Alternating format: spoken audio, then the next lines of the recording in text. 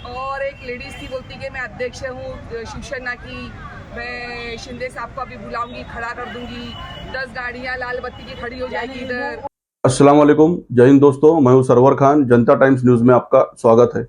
मुंब्रा में मनचले राजू पाटिल का आतंक, स्थानीय युवती को किया परेशान।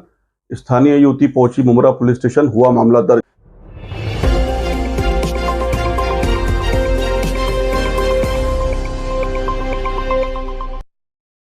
पूरा मामला कुछ इस प्रकार है, जैसा कि आप सब जानते हैं कि ऐसे केसेस में महिलाओं का नाम उजागर नहीं कर सकते, तो हम इस महिला को लक्ष्मी नाम से पुकारेंगे। तो दोस्तों, मामला कुछ ऐसा है कि लक्ष्मी अपने परिवार के साथ में मुंब्रा के किसी हिस्से में रहती है और लक्ष्मी शादीशुदा होने के नाते अपने पति, अपने सास, अपने ससुर के साथ में जॉइंट फैमिली में रहती है। मियाँ बीवी दोनों जॉब करते हैं। तो दोस्तों, मामला शुरू होता है, राजू पाटिल उसका पीछा करता है, उसे छेड़ता है, उसे तंग करता है। तो ये मामला शुरू कैसे हुआ दोस्तों, आपको ले चलते थोड़ा पीछे। ये मामला शुरू होता है, लक्ष्मी फिलहाल जहाँ रहती है वहाँ वो 6 महीना 7 महीना पहले शिफ्ट हुई है, ऐसा उसने एफआईआर में बताया है। ये मामले की शुरुआत होती है तकरीबन मई महीने में। और मैं आपको बता दूं जानकारी के लिए कि लक्ष्मी वाशी के किसी, नवी मुंबई के किसी इलाके में जॉब करती है। तो उसका जॉब का टाइमिंग जो है वो 9 से लेकर पौने 6 बजे तक है, ऐसा उसने एफआईआर में बताया। और मामला शुरू हुआ तो जो राजू पाटिल है, उसे पता था उसका जाने आने का टाइमिंग। वो करीबन 7:30 बजे अपने जॉब के लिए निकलती है और करीबन शाम को 7 से 8 बजे तक लौटती है। तो जाने में भी और आने में भी, दोनों टाइम समय में राजू पाटिल उसे तंग करता था, छेड़ता था, कमेंट्स पास करता था। तो वो बस स्टॉप तक उसका पीछा करता है, कमेंट्स पास करता है और ये मामला चलता रहता है। जब पहली बार उसने छेड़ा तो लक्ष्मी ने अपने घर वालों से कहा, मतलब ससुराल के लोगों से, ससुर से, सास से और भी लोगों से, पति से। तो उन लोगों ने उसे कहा कि आप इसको इग्नोर करो और ऐसे मंचलों को जवाब मत दो। तो उनके कहने के मुताबिक लक्ष्मी ने वैसे ही किया, उसे इग्नोर करना शुरू किया। तो उसकी हिम्मत और बढ़ गई। ये जो राजू पाटिल है, ये आपको नारायण नगर, मुंब्रा पुलिस स्टेशन, आनंद कोलीवाड़ा, यहाँ पर फिरता हुआ आसानी से दिख जाएगा। तो दोस्तों, जब लक्ष्मी ने उसे इग्नोर करना शुरू किया तो उसकी हिम्मत में इतना इजाफा हो गया कि वो अब कमेंट्स पास करने लगा, हाथ पकड़ने लगा और उसका पीछा करने लगा। लेकिन जब लक्ष्मी नहीं मानी, मामला और आगे बढ़ता गया, तो उसने बिल्डिंग के नीचे पहुंच गया। बिल्डिंग के नीचे उसे पकड़कर पूछा कि तुम फला फला जगह काम करती हो, मैं जानता हूं तुम कितने बजे जाती हो, तुम कितने बजे आती हो, वगैरह वगैरह। मैं आपको सारी मालूमात, सारी डिटेल नहीं बोल सकता, आप भी समझ सकते हैं। जब लक्ष्मी ने साफ मना कर दिया कि मैं शादीशुदा हूं, मुझे ये सब चक्करों में मत खींचो, मैं ये सब में नहीं इंटरेस्टेड हूं, उसने साफ तौर पे ना बोल दिया। लेकिन आप जानते हैं ये वहशी दरिंदे कैसे होते हैं, ये इंसान की खाल में छुपे हुए वो भेड़िए, ये किसी को नहीं बख्शते। तो दोस्तों, इसकी हिम्मत इतनी बढ़ गई राजू पाटिल की कि वो पीछा करने के बाद में हाथ पकड़ लिया। हाथ पकड़ने के बाद में उसे अपनी तरफ खींच करके आगे कुछ बदतमीजी की। लक्ष्मी ने इसका विरोध किया और चीख चिल्लाहट की, तो वहां पे स्थानीय लोग जमा हो गए। जमावड़ा देख करके और गर्दी का फायदा उठा करके राजू पाटिल वहां से भाग गया।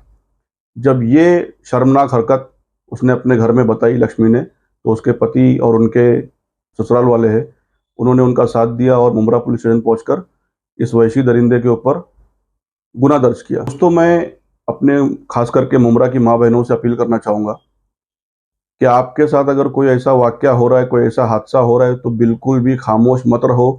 पहले ही दिन ऐसे मंचलों को सख्ती के साथ जवाब दो। अपने घर में बताओ, अपने हस्बैंड को बताओ, अपने भाई को बताओ, अपने पिता को बताओ।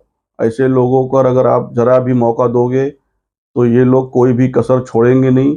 और ऐसे लोगों को बेनकाब करना सोसाइटी में, समाज में बहुत ज़रूरी है और ऐसे लोगों को सख्ती से निपटना बहुत ज़रूरी है। तो जो लक्ष्मी ने किया वैसे ही आप लोग करें, तुरंत अपने घर में बताएं और घर वालों से भी ये कहें कि ऐसे लोगों पर सख्ती से एक्शन लिया जाए।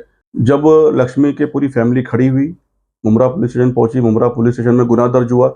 गुना सीआर नंबर 1313, इसमें सेक्शंस लगाए गए हैं बीएनएस के 74 और 78। तो दोस्तों, राजू पाटिल खबर बनाए तक तो गिरफ्तार नहीं हुआ था। गिरफ्तारी कैसे होगी, क्या होगी, हम आपको इसका अपडेट देंगे आगे चल करके। लेकिन मैं फिर एक बार अपील करना चाहूँगा, खास करके मुमरा की माँ बहनों से या पूरे हिंदुस्तान की माँ बहनों से, क्या ऐसे वैशी दरिंदों को मौका मत दो। ये जरा भी अगर फन फैलाते तो तुरंत इनका फन कुचल दो और अपने घर वालों को बताओ, किसी की भी इसे जो ईव टीजिंग कहते हैं, जरा भी मत सहो। घर वालों से शेयर करो, अपने करीबियों से शेयर करो, माँ से शेयर करो, बहनों से शेयर करो। ऐसे लोगों पर सख्त से सख्त कार्रवाई होनी चाहिए और आप ही लोग आगे बढ़ के कर सकती हो। और सबसे जरूरी बात, जो कदम लक्ष्मी ने उठाया, एफआईआर दर्ज हो गई, आगे कानून उसे सजा देगा, हमें कानून पे पूरा भरोसा है। तो आप लोग भी हिम्मत करो, कोई भी मामला ऐसा होता है तो उसे छुपा करके, दबा करके घुटने की कोई जरूरत नहीं है। आगे आओ। अगर आप अपनी फैमिली से नहीं बोल सकते तो हमसे बोलो, हमसे नहीं बोल सकते तो पुलिस स्टेशन डायरेक्ट जाओ या अपनी सहेली से बोलो, लेकिन ऐसे लोगों को जरा भी मौका मत दो। तो दोस्तों, आगे पूरी रिपोर्ट में देखिए कैसे क्या हुआ। लक्ष्मी ने अपनी आपबीती सुनाई है और उसे मदद करने वाले समाज सेवकों ने पूरी आपबीती सुनाई है।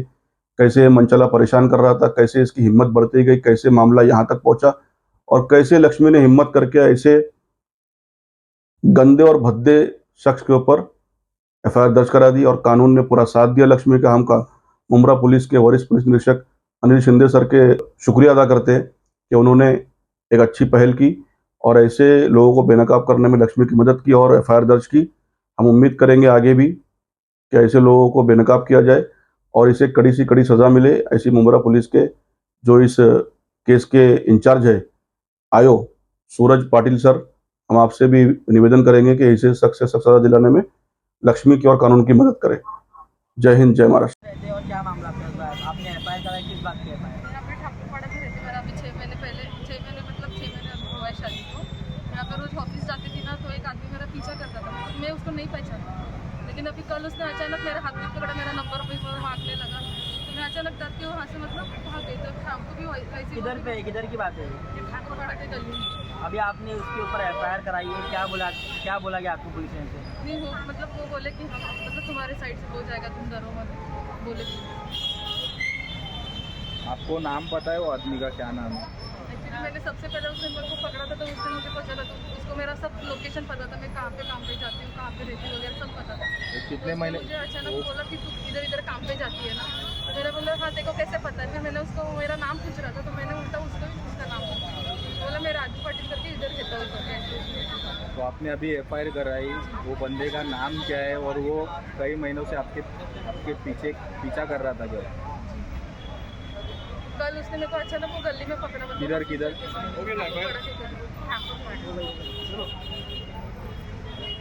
तो पुलिस वाले ने अभी क्या कहा है? उसने अभी कल बुलाया 10 बजे।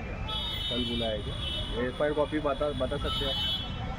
एफआईआर कॉपी बताइए। मेरा नाम रेहाना सैयद है। अभी आप पुलिस स्टेशन आए हैं, एफआईआर दर्ज कराई है, जिस तरह से उन्होंने बताया कि कोई लड़का उन्हें छेड़ता है रोजाना, ऐसे लोग क्या कहेंगे? देखिए, सबसे पहली बात तो ये है ना, लड़का नहीं है वो आदमी है 50-55 साल का और बेवड़ा है 1 नंबर का। और उसके खिलाफ ये काफ़ी टाइम से लड़की शादी करके, मेरी भांजी है ये, तो इसी के मैटर में नहीं आई हूँ, ये मेरी सगी भांजी ननन की बेटी है। तो इसने हमको बताया नहीं डर के मारे कि भाई कुछ मामला बिगड़ जाएगा, कुछ होगा ना, ससुराल में बताया किसी को। ये करते करते मामला इतना बढ़ गया है कि वो हाथ पकड़ना और पूरा मतलब टच वच करने के लिए भी वो तैयार हो गया था, उसको टच भी किया। तो इतनी वो डिप्रेशन में थी कल के वो अपनी जान देने के लिए जा रही, दरवाज़ा बंद कर ली थी और अपना बहुत कुछ उसने किया, अभी मैं बता नहीं सकती न्यूज़ में। लेकिन उसके बाद में उसको जैसे तैसे उसको हम लोगों ने फ़ोन किया उसके मतलब घर वालों को कि भाई देखो बेडरूम बंद है, सब जमा हो गए, खोले, उसको लेकर आए। फिर उसको लड़के को ढूंढ रहे थे जैसे वो आदमी को, उसका नाम राजा पाटिल है, राजा पाटिल, तो यहीं पर रहता है, बेवड़ा है। कहाँ पे रहता है वो ठाकुरपाड़े में रहता है। तो उसको ढूंढ रहे थे तो नहीं मिला, तो आज मिला। तो मेरे पास, मैं आपको वीडियो देती हूँ, देखो उसको अपना वीडियो में, उसको एक खाली लाफा मारा गया है और उसको पुलिस स्टेशन में लाके छोड़ा गया। लेकिन हम लोग यहाँ पे हमारी फरियाद लेके जब पुलिस चौकी में आए और हम लोग दे रहे थे, इंसाफ मांग रहे थे पुलिस से और हमारी कंप्लेंट हो रही थी, उस वक्त यहाँ पर 2 लेडीज़ आई। एक तो वो आरोपी एमएलसी के नाम पे भाग गया शिवाजी में, और वहाँ से अभी वो जाके प्राइम में एडमिट के नाम पे सोया हुआ है, नाटक कर रहा है। और उसकी बीवी और एक लेडीज़ थी, बोलती कि मैं अध्यक्ष हूँ शिवसेना की, मैं शिंदे साहब को अभी बुलाऊंगी, खड़ा कर दूंगी, 10 गाड़ियां लाल बत्ती की खड़ी हो जाएगी इधर। उप मुख्यमंत्री का डायरेक्ट नाम ले जा रहा है। उप मुख्यमंत्री का नाम लेके हमको दबाया जा रहा था और केस वापस लेने के लिए बोल रहा था और बोल रहे थे कि उसकी आँख टूट गई, टांग टूट गई, ये हो गया। जबकि मैं उसका वीडियो दे सकती हूँ कि पुलिस चौकी तक के वो सही सलामत था, उसको कुछ नहीं हुआ था। और वो मुझे भी धमकी दे रही थी कि तुम्हारी वाइट लगा दूंगी, तुम लोग पे केस लगा दूंगी। इतना ही नहीं, आज हमारी लाड़की बहन योजना फडणवीस सर चला रहे, पूरे मुमरा में चल रही है, पूरे महाराष्ट्र में चल रही है, पूरी दुनिया में चल रही है, पूरे इंडिया में चल रही है। लेकिन हमारे लाड़के नगर सेवक, जिनका मैं नाम लेना चाहूँगी, राजन कीने साहब, वो खुद आरोपी की तरफ से आए। उनको ये नहीं पता कि इस बच्ची की मंगनी में इस बच्ची के बाप ने 10-10 बार उनके पैर पड़ा था कि भाई आप हमारे मेहमान हो, आप हमारे अतिथि हो। उसके बावजूद इस बच्ची के खिलाफ हमारे नगर के नगर सेवक ने इतना अच्छा उन्होंने मतलब रोल अदा किया कि एक आरोपी की तरफ से पुलिस चौकी में आए और FRI करने की कोशिश की। हम लोगों पे अभी की बात है आधा घंटा पहले। तो हम लोग क्या न्याय मांगेंगे, किससे मांगेंगे न्याय, किससे मांगेंगे? हमारा तो उधर पे चल रहा था ना, ये यहाँ से फ़ोन करवा रहे, वहाँ से फ़ोन करवा रहे। नगर सेवक को आने की ज़रूरत क्या है? अरे आप आए तो लड़की की तरफ से आओ ना, बात करो। हमारी बच्ची है, 22 साल की बच्ची है, वो क्या उम्र है उसका? तो नगर सेवक का क्या काम है? तुम्हारे वार्ड का, तुम्हारे पैनल का है ये मसला, बाहर का नहीं है। और मैं भी कोई सोशल वर्कर बोल के ये मसला लेके नहीं बैठी, मेरी सग्गी ननन की बेटी है ये। हम लोग यहाँ पे शाम से आए हैं 4 बजे से। वो अस्पताल पे गया है MLC के नाम पे और वहाँ से भाग गया और लोगों ने उसको प्राइम में लेके जाके रखे हैं और हमको प्रेशराइज कर रहे हैं कि केस वापस लो। और हमारी कौन कर रहा है आपको प्रेशराइज?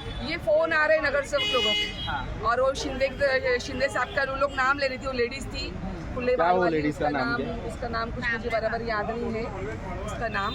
तो वो बोल रही थी कि मैं शिंदे साहब की गाड़ियाँ लाके यहाँ पे लगा दूंगी, शिंदे साहब को बुला लूँगी, लाल बत्ती आ एक जाएगी। रेप केस में शिंदे साहब को जो है हाँ, धमकी दी जा रही है हम लोगों को। अरे हाँ ठीक है। स्टेशन केस में ये लोग हमारे उप मुख्यमंत्री शिंदे साहब का नाम यूज़ करके पुलिस चौकी में इतना हंगामा किए कि आप लोग पुलिस चौकी का CCTV देख सकते हैं। वो तो ये भी बोल रही थी कि पुलिस वाले तू ज़्यादा नाटक कर मत, तेरे ऊपर भी केस डाल दूंगी। तू मुझे कैसा कैसा देख रहा है, मेरे मोबाइल में फ़ोटो निकाल दी। यानी पुलिसों को भी धमका रहे थे। कौन है वो लेडीज?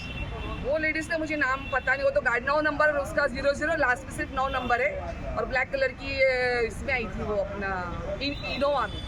आपने पहले वो लेडीज को नहीं मैंने नहीं देखा उसको। मतलब बोले वो सबकी मुमरा वाइट की लगा नहीं है? दूंगी, सबको अंदर करा दूंगी। मुझे भी धमकी दे रही थी। मुमरा की नहीं है वो? मुमरा की नहीं है, मुझे भी धमकी दे रही थी कि तेरी भी देख, तेरे कैसे वाइट लगाती है। इधर वो किधर की ठाना की कहीं की है वो बोलती मैं अध्यक्ष हूँ शिवसेना की। और वो बार बार शिंदे साहब का नाम ले रही थी। लेकिन हमारे शिंदे साहब ने बोला है क्या कि लोगों को, लड़कियों को जाके छेड़ो, दबाओ और उनके साथ में गलत काम करो। शिंदे साहब ने बताया, श्रीकांत शिंदे साहब ने बताया। हम तो उनकी इज्जत करते हैं। वो लड़के का नाम आपने FIR में दाखिल किए क्या? कौन है वो लड़का? वो हाँ दाखिल किया। क्या नाम है वो लड़के का? उसका राजू पाटिल। लड़का नहीं है, 55 साल का आदमी है। 55 साल का आदमी है। ठीक है। तो हमको न्याय चाहिए। DCP ACP कमिश्नर साहब से यही है कि आज हमारी बच्ची के साथ में हुआ, कल किसी और के साथ में होगा, हमारे वार्ड में, हमारे घर के पास, हमारी बिल्डिंग के नीचे। ये नहीं होना चाहिए। करप्शन ये बंद करो। और जो नगर सेवक आते हैं ना, ये भूखे भेड़ियों के साथ देने के लिए, तो ऐसे नगर सेवक को आइंदा जिताओ मत, चुन के ही मत दो। बस मैं इतना ही बोलूँगी।